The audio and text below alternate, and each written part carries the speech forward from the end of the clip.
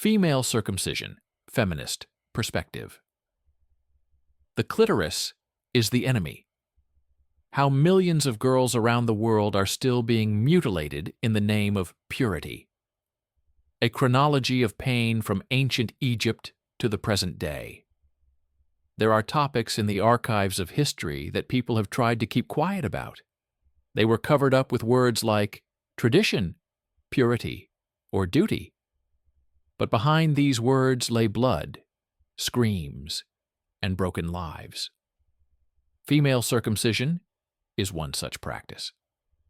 For centuries, millions of girls around the world have been subjected to the violent removal of their clitoris and other parts of their genitals, not for medical reasons or survival, but for control. Control over their bodies, their sexuality, and their very ability to ever experience pleasure. The earliest references date back to ancient Egypt. Medical papyri and works by Greek authors describe the cure of excessive female lust by removing the protruding appendage. Claudius Galen, a physician of antiquity, mentioned this procedure as necessary for girls who were too passionate. In Alexandria, during the Roman era, there were recorded cases of surgical interventions on female genitals. All this was presented as a concern for morality. The idea that female sexuality is dangerous and must be curtailed became the foundation on which many civilizations were built. In Arab medical treatises of the 9th–11th centuries, the word khitan is already found, referring to circumcision of both men and women. And while for men it was considered a religious ritual, for women it was a way to restrain lust. Early Islamic commentaries stated, reducing a part of a woman's body makes her modest. In practice, this meant a knife, razor, or sharp piece of glass in the hands of a midwife.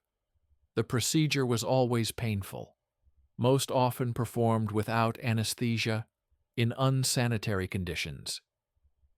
The girl, who might be only 5 or 6 years old, was held down by relatives or neighbors. The blade cut away sensitive tissue, blood flowed onto the ground, and screaming was considered proof that the unclean was leaving the body. Sometimes, instead of removal, they limited themselves to an incision, but in more severe cases, the clitoris was removed completely, along with the labia minora. The wounds were treated with ashes or herbs. Many girls died from blood loss or infection. But death was explained as God's will, and the survivors became living monuments to submission. In medieval Europe, this practice existed on the periphery, but it was known about. The chronicles of the Crusaders mention barbaric customs in Egypt and Sudan. However, Europeans themselves were not far behind in their desire to deprive women of pleasure. As early as the 16th to 17th centuries, doctors proposed treating masturbation in girls and young women by cauterizing or amputating the clitoris. In the 18th and 19th centuries, during the era of so-called scientific medicine, female circumcision took on a new form. Doctors in Europe and the United States used it to combat nymphomania and hysteria. Girls and young women were subjected to surgery so that they would not corrupt morals or lose energy through masturbation. The history of the 19th century knows the names of specific surgeons who made careers out of these operations. In England, Isaac Brown became known as a proponent of clitoridectomy for the treatment of mental disorders. He claimed that women who had their clitoris removed became calmer, more obedient, and rediscovered family happiness. Such publications appeared in medical journals of the time without condemnation. The idea of controlling women's bodies was woven into the very fabric of science. But while this practice gradually faded into obscurity in Europe and America at the end of the 19th century, it remained widespread in Africa, the Middle East, and some parts of Asia. In Sudan, Somalia, Eritrea, and Egypt, female circumcision was passed down as a tradition, a mandatory rite of passage. In some societies, it was linked to a marriage contract. An uncircumcised girl was considered unclean and unworthy of marriage. In Nubia and Ethiopia, pharaonic circumcision was practiced, the most severe form, in which the clitoris, labia minora, and labia majora were removed, and the remaining wound was sewn up, leaving only a tiny opening for urine and menstrual blood. This lock was supposed to preserve purity until the wedding night, when the husband had the right to cut the scar with a knife or by force.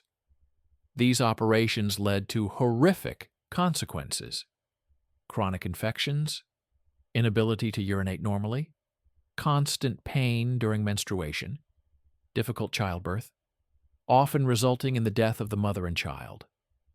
But all this was considered normal, and pain was proof of fidelity to tradition. And while for men, circumcision in many cultures symbolized entry into adulthood, for women it meant one thing: a life without the right to pleasure. A girl's body became a body at the disposal of her future husband and his family. The idea that the clitoris was an enemy that had to be destroyed became entrenched in folklore, religious interpretations, and medical reference books.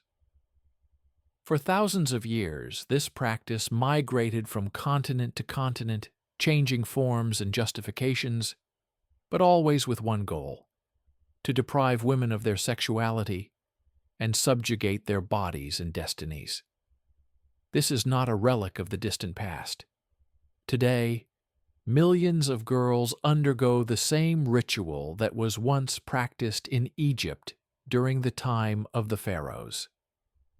When European colonial powers invaded Africa and the Middle East in the 19th century, they found that female circumcision was not a separate marginal ritual, but a comprehensive social norm. British officers in Sudan and Kenya wrote in their reports that it is almost impossible to find a family where a girl has not been circumcised. French officials in Algeria and Mali recorded the same observations. But the colonial authorities rarely intervened. They were more interested in taxes and resources than in the lives of local women. Sometimes Europeans condemned the practice in words, calling it barbaric. But the paradox was that, at the same time, doctors in their own hospitals continued to perform clitoridectomies to treat female hysteria. In the British metropolis, for example, surgeon Isaac Baker Brown promoted clitoridectomy in the second half of the 19th century as a way to cure insanity, hysteria, and masturbation. He wrote that a woman who has had the source of her unhealthy passion removed becomes calmer and more morally stable. In 1866, he was expelled from the London Medical Society, but dozens of operations had already been performed by that time. This episode is telling. Europe called African practices barbaric, but continued to use the same logic, depriving women of their sexuality in the name of morality and health. In colonial Africa, female circumcision was often the subject of political controversy. In Kenya in the early 20th century, missionaries launched a campaign against the practice, calling it satanic. But local elders and leaders responded that without this rite, a girl could not be considered an adult and had no right to marry. In the 1920s and 1930s, circumcision became a symbol of resistance to colonialism. African communities saw it as part of their identity, and rejecting it meant submitting to a foreign culture. Thus, the fight against this harmful practice turned into a political conflict, with women and girls suffering the most. In Islamic societies, Female circumcision also persisted in various forms. Although the Quran does not explicitly prescribe this procedure, later hadiths and commentaries were used to justify it. In 19th century Egypt, ulama said that circumcision preserves girls' modesty. The practice became known as sunnah and was established as a religious duty, although it was in fact a pre-Islamic custom dating back to the ancient Nile. In Sudan and Somalia, pharaonic circumcision was practiced, the removal of the clitoris and labia minora, followed by stitching, leaving only an opening for urine. Girls were prepared for marriage through this ritual. Their bodies became a guarantee of the family's purity. Ethnographers in the early 20th century recorded horrific details. In Sudan, a girl aged 5 or 7 was held down by several women. A midwife used a blade or a sharpened piece of pottery to cut away the tissue and then tied the girl's legs together so that the wound would heal closed. The scar healed, leaving a tiny opening. When the girl grew up and got married, her husband was given a knife to cut the scar on her wedding night. This act was seen as the husband's right to open his wife. The mortality rate was extremely high: bleeding, infection, and sepsis. But even the death of a child was seen as the price of purity. In Ethiopia and Eritrea, the procedure was also considered mandatory. Girls could be circumcised in groups during the holiday season. Their screams and cries were heard by everyone, but no one intervened. On the contrary, it was a source of pride for parents. Their daughter had become a woman. In Somalia, girls were often mutilated before the age of 3. In communities in South Sudan, there was even a practice of inserting a stone or stick into the wound after the operation to close the vagina until marriage. At the same time, in Europe and the U.S., doctors continued to use female circumcision as medical therapy. In American clinics, in the late 19th and early 20th centuries, doctors practiced burning the clitoris with acid or electricity to curb masturbation.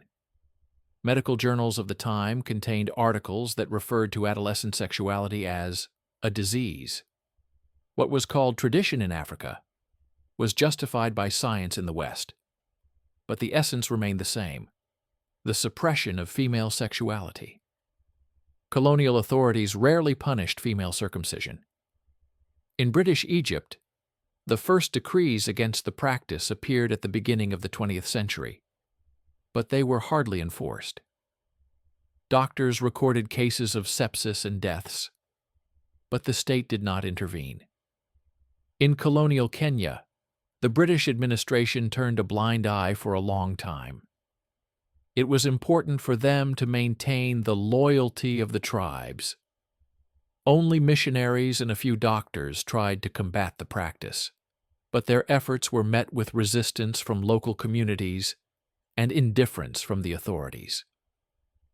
Thus, by the middle of the 20th century, female circumcision existed in 2 worlds simultaneously.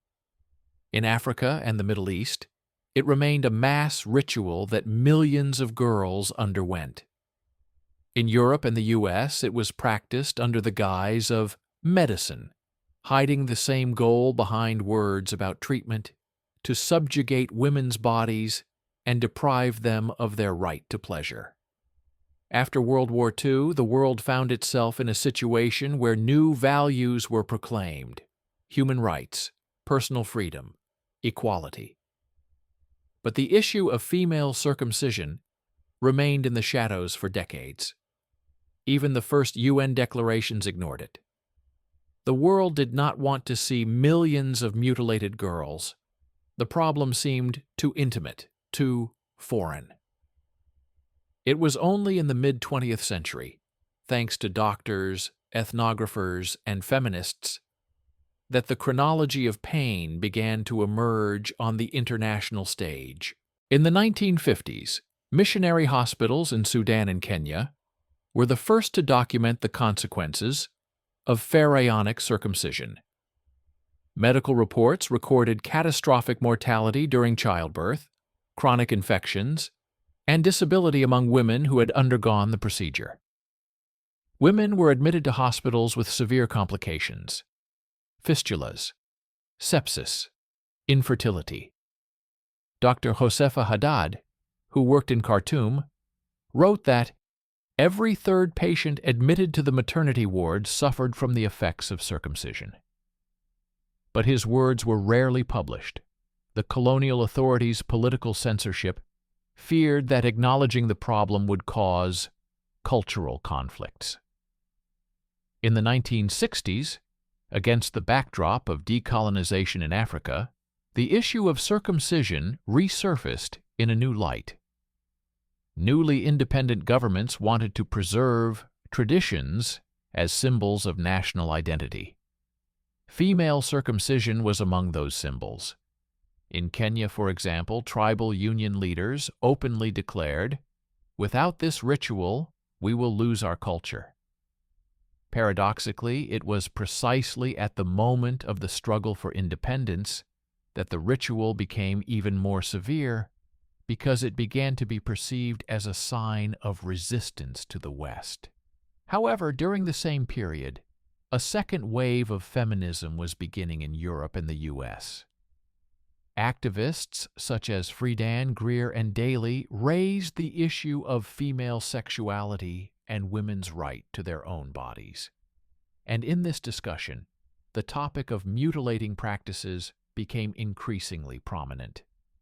In the 1970s, articles began to appear in the international press about millions of girls in Africa and the Middle East being subjected to circumcision.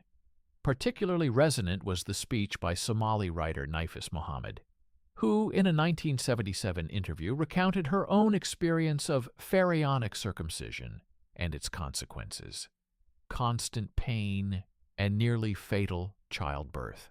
During the same period, the World Health Organization officially recognized female circumcision as a medical problem for the first time. In 1979, the WHO published its first report, which stated explicitly, "Circumcision causes irreparable damage to women's health and has no medical justification." This was a turning point, but the document provoked a fierce reaction in countries where the tradition remained the norm. In Egypt, religious leaders claimed that circumcision was part of the Sunnah and a duty of Muslim women. In Sudan, politicians accused international organizations of cultural imperialism. Meanwhile, the feminist movement turned the issue into a symbol of struggle. Female circumcision became an example of how patriarchy controls women's bodies through violence, cloaked in words about morality and purity. At UN conferences in Copenhagen, 1980, and Nairobi, 1985, activists from Africa spoke openly for the first time about the pain and humiliation they had endured. Their testimonies sounded like confessions and accusations at the same time. But despite international declarations, the practice did not disappear. In the 1980s, the rate of female genital mutilation reached 98% in Somalia. In Egypt, it was over 90%. In Mali and Sudan, it was almost 100%. In villages in East Africa, little girls were still held down on the floor, while a midwife cut away flesh with a razor blade. Doctors in cities may have known about the dangers of the procedure, but the decision was made by older women in the family, who considered circumcision a necessary condition for purity and marriage. The 1970s and 1980s showed that female genital mutilation was not an archaic relic, but a living, widespread practice. Even migration to Europe and the U.S. did not stop it. Court cases recorded instances of girls born in London or Paris being secretly taken on vacation to villages, where they underwent the same procedure as their mothers. Thus, by the end of the 20th century, the world recognized female circumcision as a global problem for the first time. But recognition did not mean disappearance. On the contrary, in response to criticism, the tradition often became stronger, turning into a sign of identity and loyalty to culture. And for girls, this meant one thing: millions of new screams, new bloody knives, new destinies, mutilated in the name of purity. After World War II, the world found itself in a situation where new values were proclaimed: human rights, personal freedom, equality. But the issue of female circumcision remained in the shadows for decades. Even the first UN declarations ignored it. The world did not want to see millions of mutilated girls. The problem seemed too intimate, too foreign. It was only in the mid-20th century, thanks to doctors, ethnographers, and feminists, that the chronology of pain began to emerge on the international stage. In the 1950s, missionary hospitals in Sudan and Kenya were the first to document the consequences of pharaonic circumcision. Medical reports recorded catastrophic mortality during childbirth, chronic infections, and disability among women who had undergone the procedure. Women were admitted to hospitals with severe complications, fistulas, sepsis, infertility. Dr. Josefa Haddad, who worked in Khartoum, wrote that every third patient admitted to the maternity ward suffered from the effects of circumcision. But his words were rarely published. The colonial authorities' political censors feared that acknowledging the problem would cause cultural conflicts. In the 1960s, against the backdrop of decolonization in Africa, the issue of circumcision emerged in a new light. Newly independent governments wanted to preserve traditions as symbols of national identity. Female circumcision was among those symbols. In Kenya, for example, tribal union leaders openly declared, "Without this ritual, we will lose our culture." Paradoxically, it was precisely at the moment of the struggle for independence that the ritual became even more severe, because it began to be perceived as a sign of resistance to the West. However, during the same period, a second wave of feminism was beginning in Europe and the U.S. Activists such as Friedan, Greer, and Daly raised the issue of female sexuality and women's right to their own bodies. And in this discussion, the topic of mutilating practices became increasingly prominent. In the 1970s, articles began to appear in the international press about millions of girls in Africa and the Middle East being subjected to circumcision. Particularly resonant was the speech by Somali writer Naifis Mohammed, who in a 1977 interview recounted her own experience of pharaonic circumcision and its consequences: constant pain and nearly fatal childbirth. During the same period, the World Health Organization officially recognized female circumcision as a medical problem for the first time. In 1979, the WHO published its first report, which stated explicitly, "Circumcision causes irreparable damage to women's health and has no medical justification." This was a turning point, but the document provoked a fierce reaction in countries where the tradition remained the norm. In Egypt, religious leaders claimed that circumcision was part of the Sunnah and a duty of Muslim women. In Sudan, politicians accused international organizations of cultural imperialism. Meanwhile, the feminist movement turned the issue into a symbol of struggle. Female circumcision became an example of how patriarchy controls women's bodies through violence, cloaked in words about morality and purity. At UN conferences in Copenhagen, 1980, and Nairobi, 1985, activists from Africa spoke openly for the first time about the pain and humiliation they had endured. Their testimonies sounded like confessions and accusations at the same time. But despite international declarations, the practice did not disappear. In the 1980s, the rate of female genital mutilation reached 98% in Somalia. In Egypt, it was over 90%. In Mali and Sudan, it was almost 100%. In villages in East Africa, little girls were still held down on the floor, while a midwife cut away flesh with a razor blade. Doctors in cities may have known about the dangers of the procedure, but the decision was made by older women in the family, who considered circumcision a necessary condition for purity and marriage. The 1970s and 1980s showed that circumcision was not an archaic relic, but a living, widespread practice. Even migration to Europe and the U.S. did not stop it. Court cases recorded instances where girls born in London or Paris were secretly taken on vacation to villages where they underwent the same procedure as their mothers. Thus, by the end of the 20th century, the world recognized female circumcision as a global problem for the first time. But recognition did not mean disappearance. On the contrary, in response to criticism, the tradition often became stronger, turning into a sign of identity and loyalty to culture. And for girls, this meant one thing: millions of new screams, new bloody knives, new destinies, mutilated in the name of purity. In the 1990s, the issue of female circumcision first entered the field of international law and became the subject of high-profile court cases. The UN, the European Union, national parliaments, all began to talk about the need for a ban. But the paradox was that at the same time, the number of documented cases in Africa and among migrants in Europe and the U.S.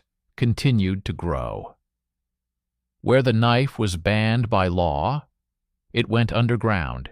In 1993, the UN officially recognized female circumcision as a violation of human rights, and 2 years later, at the Fourth World Conference on Women in Beijing, the practice was called a form of violence and torture. This was followed by a campaign by the World Health Organization, UNICEF, and the United Nations Population Fund, brochures, educational programs, and lectures for medical professionals. But in countries with deeply rooted traditions of circumcision, the reaction was often the opposite. Politicians and religious leaders accused international organizations of colonialism, while parents secretly continued to send their daughters for mutilating operations. High-profile court cases in Europe and the U.S. showed that the problem was no longer limited to Africa or the Middle East. In 1996, a federal law was passed in the U.S. banning female circumcision. But it soon became clear that migrant families were taking their daughters on vacation to Sudan, Somalia, Egypt, or Mali to have the ritual performed there. The first criminal cases against parents and midwives sparked heated debate. Where is the line between tradition and crime? In France, home to the largest African diaspora in Europe, a series of court cases unfolded in the 1990s. One of the most famous was the 1999 case, when a mother from Mali and a female midwife were brought to trial for circumcising several girls. The court sentenced them to prison terms, setting a precedent. But the investigation revealed that there were hundreds of victims and dozens of women who believed they were merely preserving the honor of their families. French judges spoke openly for the first time about the crime being committed, not out of hatred, but out of blind devotion to tradition. Meanwhile, the statistics remained appalling. In the late 1990s, the WHO estimated that more than 130 million women and girls had been subjected to female genital mutilation. Every year, there were around 2 million new victims. The highest rates were recorded in Somalia, Djibouti, Egypt, Sudan, Mali, and Sierra Leone. But cases were also reported far beyond Africa, in Yemen, Oman, Indonesia, and Malaysia. In the 2000s, the issue finally reached the level of global politics. In 2003, the African Union adopted the Maputo Declaration, which explicitly condemned female genital mutilation. In 2008, the UN called on all countries to criminalize the practice. In Europe, zero-tolerance day programs were launched to combat mutilating operations. But behind the loud resolutions lay the reality. Even where laws had been passed, enforcement remained weak. Migration created new hotspots. In the UK in the early 2000s, law enforcement agencies knew of tens of thousands of girls from Somali and Sudanese communities who were at risk of undergoing the procedure. But not a single conviction was secured until 2015. Society was afraid of accusations of racism or interference in foreign cultures. In Sweden and the Netherlands, schools and hospitals began checking girls returning from trips to visit relatives. This caused scandals, but also saved hundreds of children. Particularly horrific were cases of clandestine operations in Western cities. In the suburbs of London and Paris, police found apartments where elderly midwives from Somalia or Mali performed circumcisions with kitchen knives. The girls were held down by relatives, after which the ceremony ended with a prayer and a celebration. Even in New York and Los Angeles, there have been cases where midwives offered their services to migrant families. Meanwhile, in Africa, the fight continued with varying degrees of success. In Egypt in 2007, after the death of an 11-year-old girl who died from anesthesia during circumcision, the government banned the procedure. But the ban did not stop the practice. Parents began to turn to illegal healers. In Sudan, it was only in 2020 that circumcision was declared a criminal offense, although its prevalence still exceeds 80%. In the 2000s, feminist organizations continued to call female circumcision the most widespread form of torture legalized by tradition.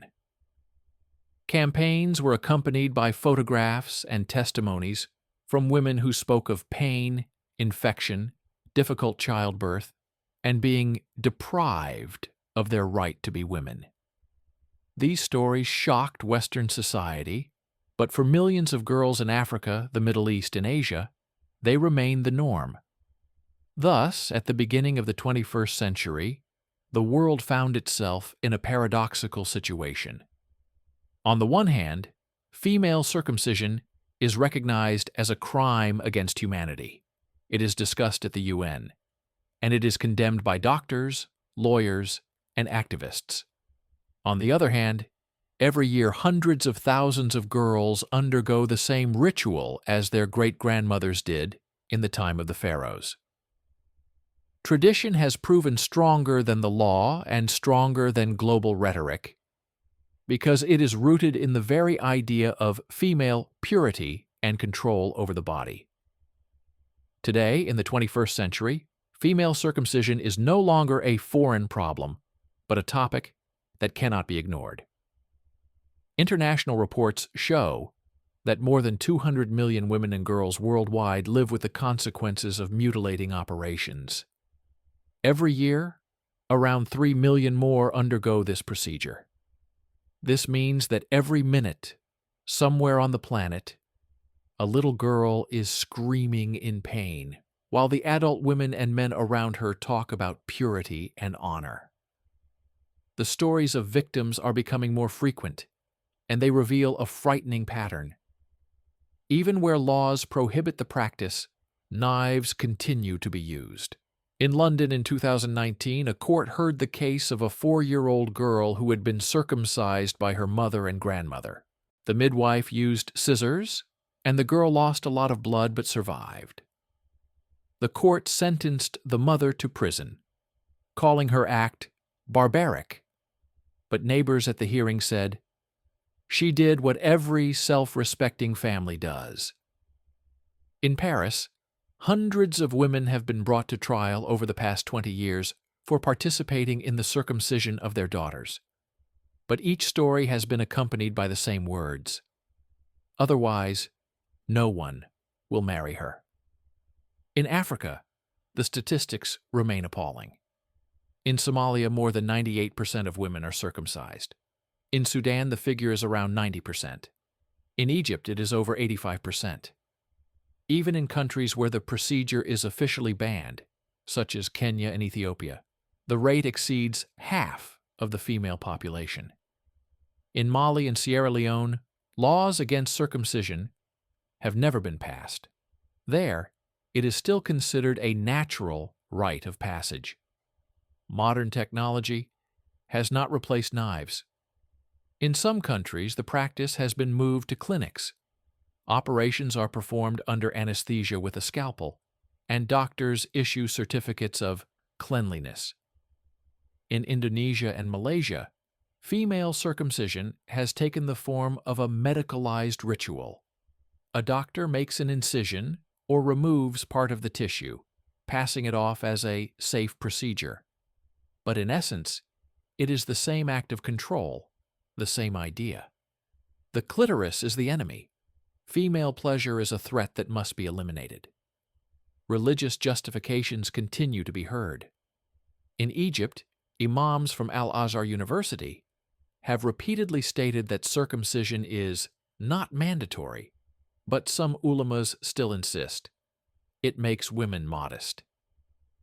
In Christian communities in East Africa, priests justify the practice as an ancient custom of the ancestors, necessary for marriage. In villages in Sudan and Eritrea, older women convince mothers that, if you don't circumcise your daughter, she will become a prostitute.